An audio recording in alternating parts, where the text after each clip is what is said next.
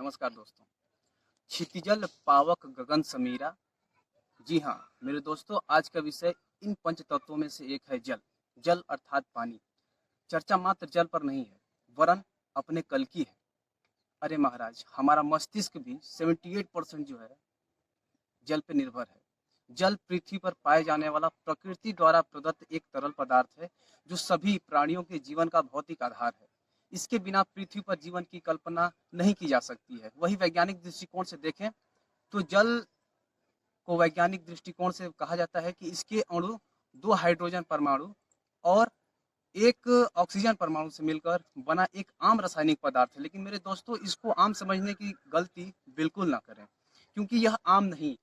आगे मनोवैज्ञानिकों का मत है कि अगला विश्व युद्ध केवल जल के लिए होगा, और मेरा भी मानना यही है कि न वक्त अब धर्म युद्ध का है और न ही पाप युद्ध का, और न ही इस किसी प्रकार का युद्ध। अब केवल हम प्रकृति का दोहन होने के पश्चात प्रकृति द्वारा प्रदत्त अनमोल बहुमूल्य और उन्हीं सब चीजों के लिए युद्ध करेंगे जिसका कोई मोल नहीं है।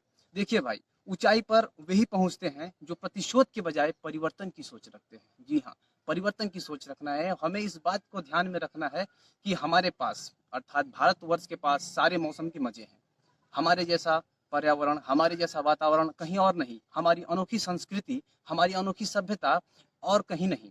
परंतु यह भी नहीं भूलना है कि आज हम पानी को भी प्यूरिफाई करने लगे हैं, और पानी को बोतल में खरीद के पीते हैं। अर्थात कहने का मतलब कहीं ना कहीं हमने जो है पर्यावरण का और प्रकृति का दोहन किया है, हमने प्रकृति को नुकसान पहुंचाया है।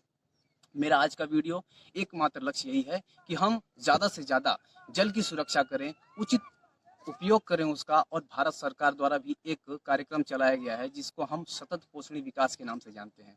अर्थात जहाँ तक मेरा मानना है, जहाँ तक मैंने इसको अपने अपने नज़रिए से सोच पाया है कि सतत पोषणी विकास, सतत पोषणी विकास, सतत पोषणी विकास मतलब कि हम अपनी आने वाली पीढ़ी को क्या मतलब उपहार स्वरूप दे रहे हैं। सतत पोषण विकास जो भारत सरकार का कार्यक्रम है, और उसमें हमारी असीमित इच्छाओं में और प्रकृति द्वारा दिया गया सीमित संसाधन का प्रयोग हम इस प्रकार करें कि हम अपनी पीढ़ी को भी कुछ दे सकें। उस तरह हमें विकास करना है कि हम अपने प्रकृति द्वारा जो बहुमूल्य और अनमोल चीज़ जो हमें प्रकृति देती है उसका दोहन बिल्कुल नहीं करना है, उसका उचित उपयोग करना है। ठीक है ना। और सच्चाई तो यह है कि हमारे पृथ्वी पर मात्र 3% फ्रेश वाटर है, अर्थात पीने योग्य पानी सिर्फ 3% है, और 97% समुद्री पानी है अर्थात ओशियन वाटर। 97% ओशियन। आप समझ रहे हैं इसका मतलब? हमारे पास सिर्फ पीने योग्य पानी 3% है, और हम आज कितने सालों से इसको पीते आ रहे हैं, और सिर्फ पीते ही नहीं आ रहे, इसका गलत उपयोग भी करते आ रहे हैं। तो आज इस वीडियो के माध्यम से हम सीखेंगे कि हमें पानी का उपयोग कैसे करना है। ठीक है। और मैं बता दूं, एक और आंकड़ा दे दूं आपको कि ग्लेशियर 70%, अंडरग्राउंड वाटर 29%, और रिवर और लेक्स अर्थात नदियों और झीलों से पानी केवल 1% मिलता है। आपको पता है, भारत में जल को माता का दर्जा दिया गया। और जानते हैं माता का दर्जा और बाप का दर्जा क्यों दिया जाता है? कि लोग डरेंगे। हमारे भारतवर्ष में जल को माता इसलिए कहा गया है कि लोग डरेंगे, इसका उचित उपयोग करेंगे।